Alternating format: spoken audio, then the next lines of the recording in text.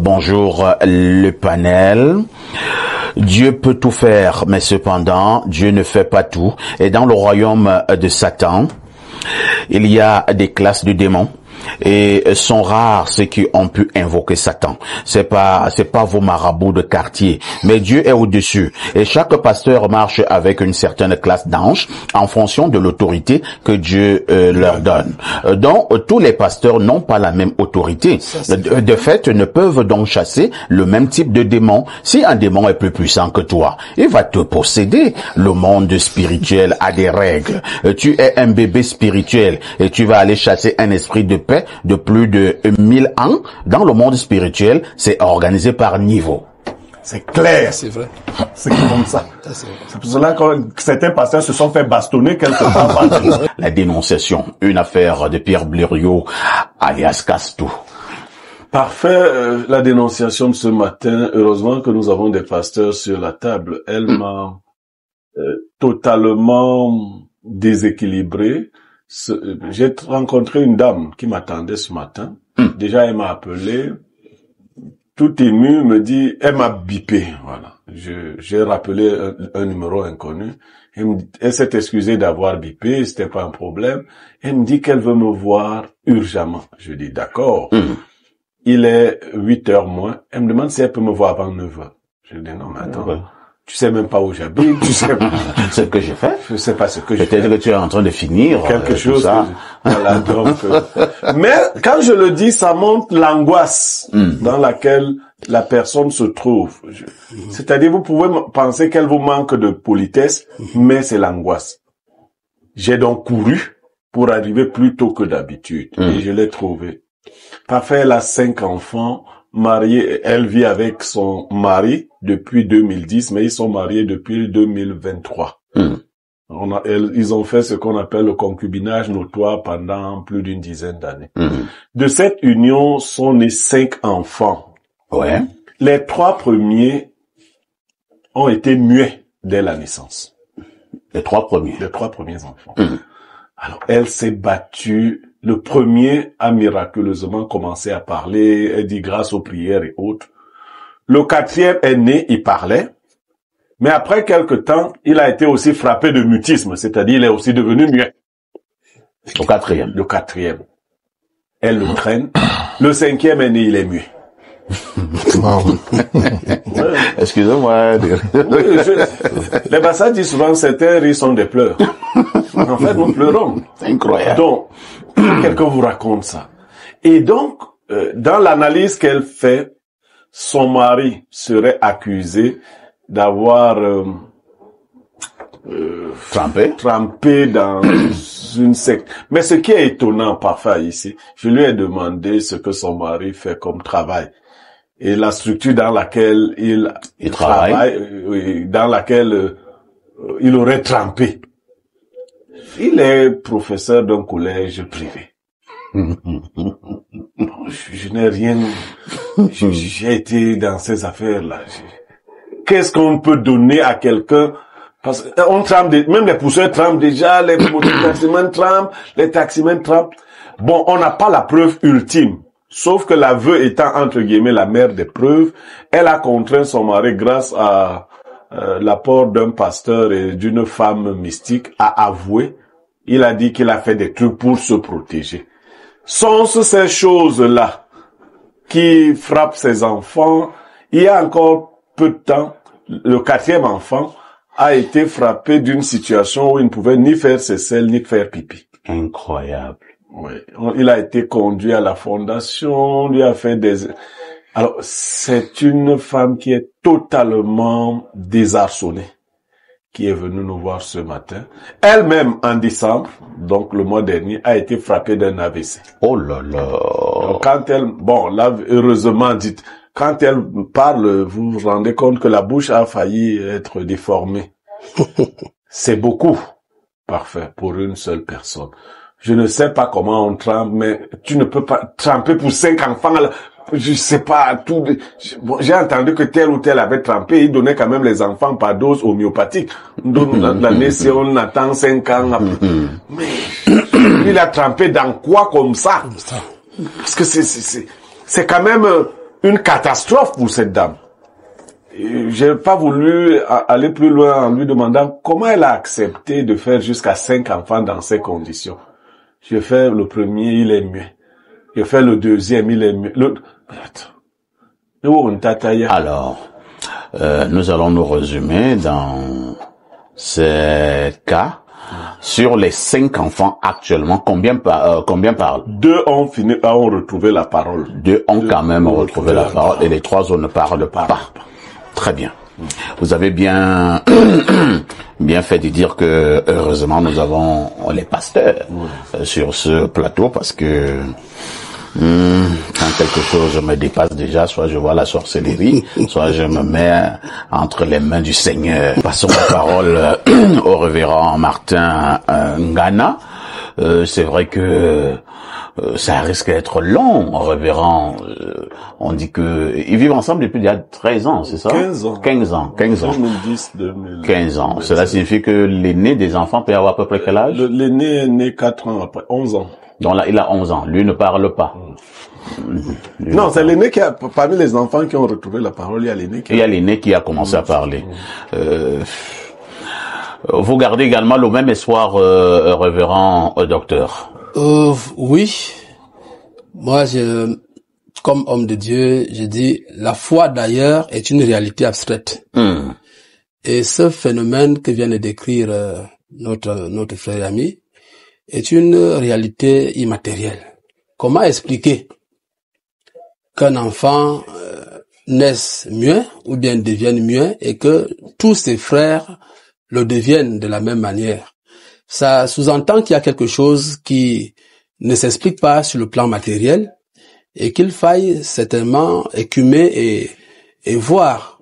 Donc, moi, je pense que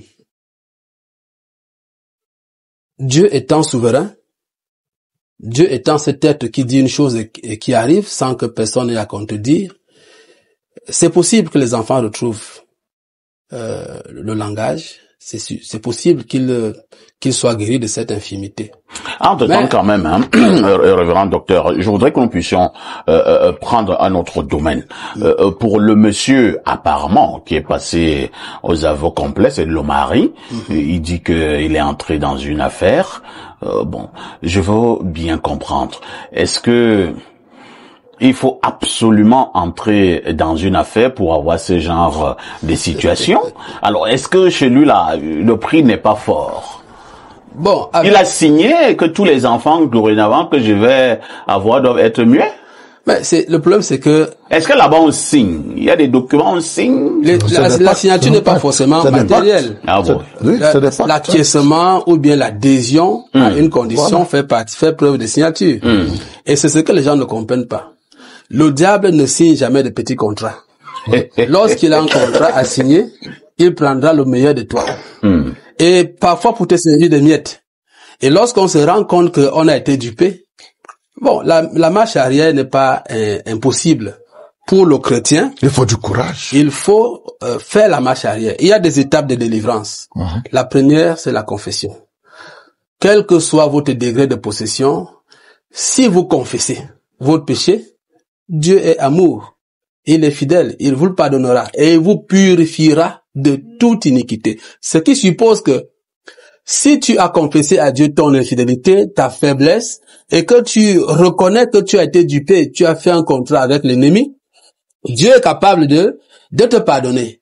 Et lorsqu'il te pardonne, il te purifie de toute iniquité. Ça veut dire qu'il détruit toutes les conséquences qui te lient à l'engagement que tu as eu à prendre. Donc ça, c'est quelque chose qui est purement notre force chrétienne et c'est là que réside la foi. Alors, le monsieur a déjà commencé une démarche très très positive, c'est de confesser ce qu'il avait fait.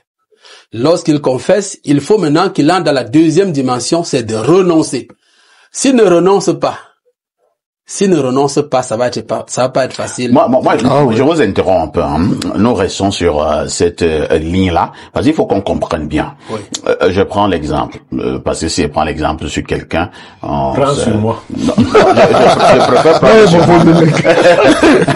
Alors, je suis entré dans une affaire compliquée. dans une réunion bizarre. Les autres disent dans une secte. Oui. Ok, j'ai donc pris tous ces engagements que nous venons d'énumérer là tout à l'heure. J'y suis depuis peut-être une trentaine d'années. Entre-temps, j'ai déjà eu des immeubles, j'ai eu ceci, j'ai eu cela. Lui n'a rien. Entre-temps également, les membres de ma famille ont disparu de manière bizarre, de mon fait, il faut le reconnaître. Alors, un bon matin, je décide de quitter la secte. Et je m'en vais voir le pasteur que vous êtes. Est-ce que c'est possible? Oui. Bon, moi, je ne vais pas donner des réponses subjectives. Je vais donner des réponses purement chrétiennes et bibliques. Ouais. Et nous nous rappelons que dans l'épisode de la crucifixion, donc la mort sacrificielle de notre Seigneur sur la croix, il y avait avec lui 2 brigands qui avaient délibérément choisi d'être brigands dans leur vie et qui ont massacré des vies. Et ils étaient conscients que la mort qu'ils subissaient sur la croix était juste un salaire juste, pour bien dire, un salaire qu'ils méritaient. Pour tout le mal qu'ils ont fait. Pour tout le mal qu'ils ont fait. Mais pour avoir pris conscience de leur état de péché et de pécheur et avoir fait une sorte de mea culpa, le Seigneur a pardonné. Et a dit, même aujourd'hui même, tu seras avec moi au paradis. Est-ce que, à un moment donné, il n'y a pas quand même matière à réflexion? Puisque lorsque vous avez pris des engagements aussi profonds avec le diable, je suppose que vous êtes déjà un enfant du diable. Est-ce que c'est facile encore de laisser le même diable? Est-ce que le diable, là, lui, va rester comme ça, il ne va rien faire? Pas faire ici. Ça n'a jamais été un combat facile. Pour nous, les pasteurs, lorsque nous sommes face à une situation de délivrance, il arrive très souvent que le combat que nous menons dans notre bureau, dans la chapelle, continue quand nous sommes couchés. Clair. C'est-à-dire, si tu réussis à arracher des mains de l'ennemi quelqu'un que lui, il avait gagné, et qui avait pris sa cotisation, si on peut le dire comme ça, c'est-à-dire qu'il a bénéficié des avantages du diable, et il décide de renoncer, le diable se dit, oh, tu m'as dupé, alors tu ne bougeras pas. Pour que le pasteur t'arrache des mains de ce diable, ce n'est pas une affaire facile. Donc, est-ce que tous les pasteurs peuvent arracher les âmes entre les mains d'un diable? Merci. Ou bien du diable? Très très bonne question. Et c'est justement ce qui fait la prolifération des églises aujourd'hui. Parce que on vante cette aptitude à faire les miracles. Alors quelqu'un va se dire, dans mon église, moi je délivre, je fais ceci, c'est faux. Tout pasteur qui a la foi en Dieu est capable de faire le miracle. Parce qu'en fait, c'est pas le pasteur qui fait le miracle. C'est Dieu lui-même qui fait le miracle. Et Dieu ne répond pas à nos prières comme nous voulons, de sorte que je ne puisse pas programmer que demain à 14h, je vais délivrer quelqu'un. C'est clair. Ça, ce n'est pas biblique, c'est pas chrétien. Alors, toutes ces églises qui mettent les grosses affiches, demain à 17h, délivrance, demain à 17h, prière pour le mariage, ça, c'est la duperie, on peut dire, c'est de l'escroquerie. Merci. Mais tout pasteur digne de ce nom a la capacité de produire le miracle parce que Dieu agit en lui. Merci. Merci, révérend docteur Ngana Martin. Pierre Blériot, il y a un mec que nous avons dans une situation où une dame passe le temps à accoucher des enfants muets. Et l'origine de cette affaire, c'est au niveau de son époux qui est apparemment a avoué. Elle est entrée dans des choses compliquées. Maintenant, la dame veut se tirer d'affaire. Est-ce que c'est possible et que faut-il faire? Alors, parfait, j'ai suivi un débat entre les pasteurs et toi. Vous suggériez même qu'il est possible que quelqu'un tente de doubler le diable. Ouais. Vous pouvez avoir des contrats avec les suppôts du diable et les doubler. Vous pouvez pas avoir un contrat avec le diable et le doubler. C'est pas possible. La Bible est claire là-dessus. Tout blasphème sera pardonné aux hommes, sauf le blasphème contre le Saint-Esprit. Et blasphémer contre le Saint-Esprit, c'est prendre un contrat direct avec Satan. Comme les chrétiens naissent de nouveau, il y a des satanistes qui naissent de la naissance de Satan. Là-bas, il n'y a pas un pasteur qui peut t'enlever. Si tu as signé ton contrat avec Satan, ce n'est pas dans non. Oui, le blasphème, c'est fini. Si tu as signé ton contrat avec Satan, il n'y a pas... Si, je dis... Je ne partage pas ça. Monsieur le pasteur Ngana dit qu'il ne partage pas cet avis. Je le dis d'autorité. Le blasphème contre le Saint-Esprit n'est pas pardonnable. C'est biblique. Et c'est biblique. C'est pas un débat. On ne sait pas. C'est-à-dire que et je vais lui dire en quoi qu'est-ce que veut dire blasphème? Voilà. Je vous prends un exemple. Il y a une église, Satan Church, aux États-Unis. Vous dites comme on dit en Romains 10, 9 et 10. Ouais. Comme vous reconnaissez Christ comme Seigneur et Sauveur de votre vie, vous reconnaissez Satan comme Seigneur de votre vie et vous vous engagez. Et ça se passe après un pacte de sang où vous donnez du sang, vous donnez les ongles et autres. Quand vous avez passé ce pacte, l'idée même qu'un pasteur va venir, et ils sont nombreux dans le monde, ils vivent avec nous. Monsieur le pasteur, vous êtes d'accord? Voilà. Que quand un monsieur a signé le pacte avec le diable, non, il faut préciser. Il a dit le pacte, c'est un pacte précis. Oui, il y a un pacte qui peut partir. Mais le pacte du blasphème du Saint-Esprit n'est pas possible. Le pacte du blasphème du Saint-Esprit n'est même pas passer du blasphème. Voilà, c'est-à-dire que comme tu vas à l'église, dire que tu reconnais Jésus, le Saint-Esprit et autres, tu vas de l'autre côté. Tu reconnais Satan. Très bien. Tu nies Satan. Et là, je pose ma question donc au révérend Ghana. Oui. Est-ce que si moi j'ai donc fait ce pacte de blasphème avec le Saint-Esprit, je reviens, je renonce, j'ai fait ceci, je me confesse, je ne te reçois même je ne peux plus rien faire. Je ne te reçois pas. Laissez le pasteur répondre. Je ne reçois pas. Je ne te reçois pas. Lui reçoit. Moi aussi je reçois. Voilà, l'autre pasteur dit aussi reçoit. Écoutez, moi je voudrais vous faire comprendre une chose, parce que j'ai l'impression que vous faites une sorte de délimitation du pouvoir du pasteur ou bien du pouvoir divin qui est confié au pasteur.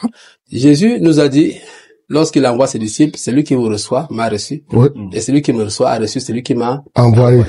Donc, le pasteur, en fait, est le représentant de Dieu direct. Oui. Dieu ne peut pas tout faire. Non, laisse-moi finir. Oui. Le représentant de Dieu directement sur la ligne, devant la personne qui est en face de lui. Alors, il se trouve donc que lorsque la personne a fait le contrat avec le diable, même si c'est avec le plus petit prêtre du diable, il a signé le contrat avec le diable lui-même. Alors, il faut pas penser que si tu as fait le contrat avec un marabout, là, le pasteur peut te sauver. Si tu as fait le contrat avec Belzébuth, parce qu'il faut aussi connaître qu'il y a une trinité.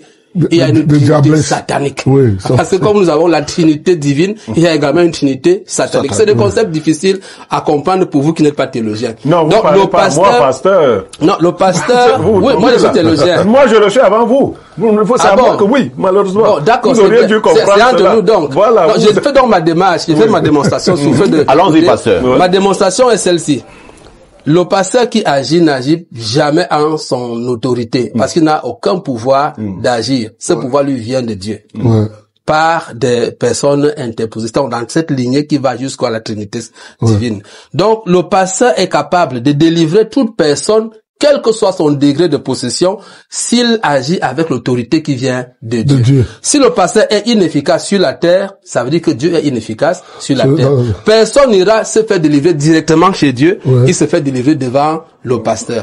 Ça fait donc que lorsque tu vas engager un contrat, je suis d'accord avec toi, le blasphème contre le Saint-Esprit n'est pas pardonnable. Mais qu'est-ce que tu entends par là?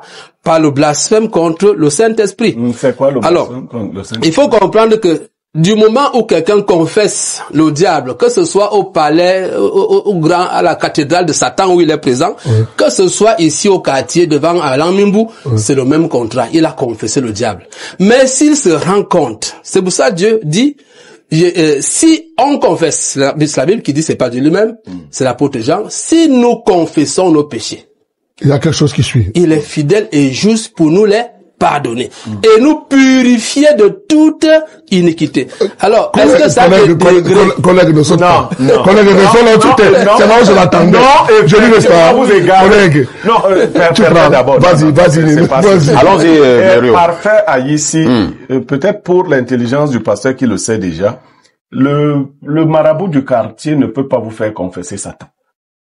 Parce qu'il... Non. Vous faites vos choses de l'église, le marabout du quartier ne peut pas te faire confesser Satan. Parce que chez Satan, il y a une hiérarchie. Pour signer un contrat avec le diable se présente. C'est pas le marabout du quartier qui te dit, lui, il ne connaît même pas où Satan se trouve.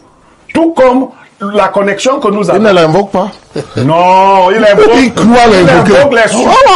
invoque les suppôts de Satan. Satan a toute une armée. Et entre les démons, ce que vous appelez en grec les daimons et les daimonosomai. C'est le daimosomai qui travaille avec les marabouts. Lorsque vous voulez un contrat avec Satan, c'est tout autre chose. C'est pas le marabout du Je peux te poser une question? Oui, vas-y. Alors que Jésus a dit tout pouvoir maintenant au ciel et sur la terre, il s'adresse à qui? Il s'adresse à quoi? Il fait référence à quoi? Mais vous, déjà, pasteur, je vous réponds que Dieu ne fait pas tout. Dieu a s'est donné des règles qu'il respecte lui-même. Voilà. Il ne les brise pas. Et dans Matthieu, lorsque Jésus, le diable lui demande de sauter de la montagne et de se retrouver au sol, qu'est-ce qu'il répond au diable? Au diable. Il dit non, je ne vais pas t'obéir parce qu'effectivement le piège du diable, C'est de c'était de faire que désobéisse à Dieu et à lui Dieu. obéisse. Et si Jésus, qui pouvait faire ce miracle, avait tenté de le faire, il aurait obéi à l'ordre du diable. Donc il ne l'a pas fait. Dieu ne fait pas tout. Si tu sais, et il le dit clairement, tout blasphème et tout péché seront pardonnés aux hommes. Mais le blasphème contre le Saint-Esprit ne sera pas. Non, ni dans ce siècle, ni dans le siècle à venir. Nous allons aller doucement, parce que le débat est très intéressant et la chance que nous avons dans le cadre de J.D. Spiritualité ce matin est justement que nous avons les hommes d'église. Donc on va aller étape par étape et il nous reste très exactement 7 minutes et demie. Oui, on va Je recommence par révérend Berthelot. Nous avons un débat. Je vais le résumer. Peut-être il serait brutal dans le résumé. Il y a un camp qui pense que Dieu fait tout. Même si quelqu'un a signé un contrat avec Belzébuth et il confesse, il renonce, le pasteur qui est assis à côté de moi peut le délivrer. Et vous pensez qu'il y a un niveau de contrat que si tu as signé avec Belzébuth, même si c'est le plus grand pasteur du monde, il peut plus t'enlever. Non, je pense que c'est le débat. Oui, le débat, c'est ça. Voilà. Le débat est même tellement simple, puisque ce qui oriente notre débat, c'est la Bible. C'est le livre, c'est le Bible. La Bible dit, je veux on a cité ça ici, tous les péchés, mais le blasphème contre le Saint-Esprit, il ne va pas le pardonner ici, il ne va pas le pardonner là-bas. C'est quoi le blasphème contre le Saint-Esprit? C'est vous qui définissez le blasphème. Voilà. Est-ce qu'il existe le blasphème contre le Saint-Esprit? S'il existe. S'il existe, nous avons la réponse. Quel que soit ce que vous mettez là-dedans, il y a donc ça que Dieu ne fait pas. Voilà. C'est tout. Vous mettez ce que vous voulez mettre là. Évoluons en révérend. Mais maintenant, je vais être plus précis. Tout faire, pouvoir tout faire et tout faire sont deux choses. Ouais. Dieu, il y a des choses que Dieu ne fait pas. Parce qu'elles ne sont pas divines, parce qu'elles ne sont pas plaisantes, parce qu'elles ne sont pas, voilà, elles ne font pas sa volonté et sa nature. Ouais. Ça, Dieu ne fait pas. Dieu peut tout, même s'il ne fait pas tout. Ouais. Donc je dis ceci. Quand je dis que Dieu ne fait pas, ce que Dieu ne fait pas, c'est ce qui n'a rien à voir en ligne avec lui. Là, il ne le fait pas. Je pense ça va. Mais je ne parle pas qui m'intéresse. Je prends ma minute. Oui, allons-y, Blériot. Parfait, ici. Lorsque Lucifer décide de quitter le ciel, il s'en va avec 1/3 des anges. Est-ce que Dieu a repris ses anges? Pourquoi ne les a-t-il pas repris? Parce qu'ils ont fait leur choix. Lorsque Moïse lorsque le diable se dispute le corps de Moïse avec les archanges Michel et l'archange Gabriel. Et qu'il les insulte. Lui, les insulte, il les défie. Qu'est-ce qu'ils lui disent? Que eux, ils ne peuvent pas en retour. Et pendant ce combat parfait, je veux donc que les pasteurs le sachent, 2 archanges de Dieu, les plus puissants, combattent un rebelle. Et le rebelle les menace, tous les deux réunis. Dieu va intervenir pour que sa gloire soit exaltée. Mais Dieu leur dit que ceux qui ont choisi le camp de diable sont désormais avec lui. Ce qui fait croire aux gens que Dieu fait tout, je n'ai pas dit qu'il ne peut pas tout, c'est qu'ils ne font pas attention à cette figure de l'exégèse qu'on appelle l'idiome hébreu de permission. Les Hébreux avaient interdiction de citer les noms des autres dieux. Ouais. Du coup, quelle que soit la chose qui se faisait, ils citaient le nom de Dieu, même lorsque ce n'est pas Dieu qui l'avait fait.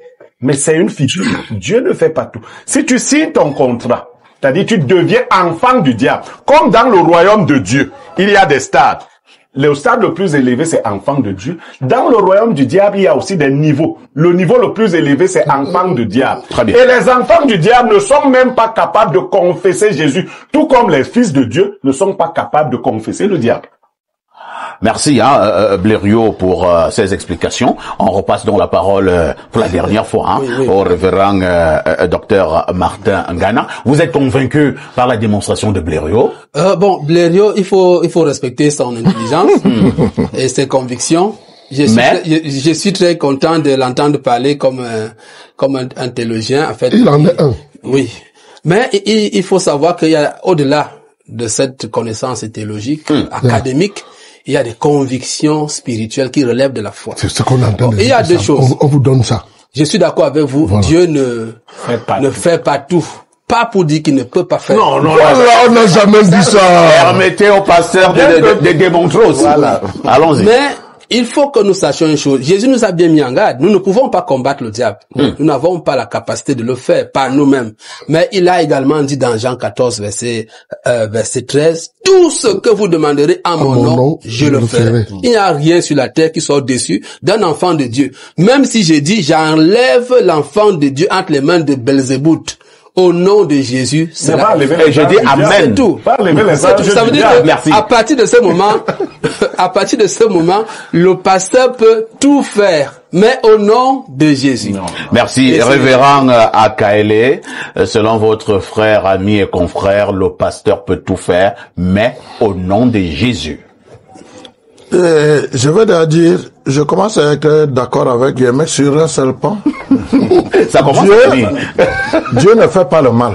Dieu ne fait pas le péché. Voilà. Il ne fait pas tout. Dieu ne fait pas le mal. Il ne fait pas le péché. Tous les théologiens nous sont circonspects. Dieu n'a pas dit que Dieu ne fait pas tout. Dieu ne fait pas tout. Ne fait pas le mal. Dieu, Jésus-Christ a tout fait, il n'a pas péché. Voilà. Sur ce point-là, je suis d'accord. Mais notre base, c'était un malade. Ouais. C'est un malade. C'est un cas de guérison. Parce que peut-être que cette femme nous écoute. Elle est en train de nous écoute. Non, c'est ça. Il faut quand même qu'elle trouve substance à retrouver. C'était le prix qui est vous voyez même ceux qui utilisent beaucoup les supports en prière là. En fait, le support, il essaie juste de jouer sur ta psychologie pour te mettre dans des conditions de guérison. Le support à lui-même, il n'est rien. Il n'est rien. Donc, le pan, j'ai dit la guérison, elle doit être psychosomatique. Tu déclenches un phénomène à partir de là. Donc, c'est cette femme, elle nous écoute. Moi, je lui dis, madame, vous avez des problèmes avec vos 5 enfants. Dieu a montré la puissance avec 2 enfants. Dieu peut montrer sa puissance avec les 3 autres. Je suis tout à fait d'accord. Cette femme-là n'est même pas très avancée. Si vous allez observer, ce qui a été gâté sur cette femme, c'est son ventre. Merci.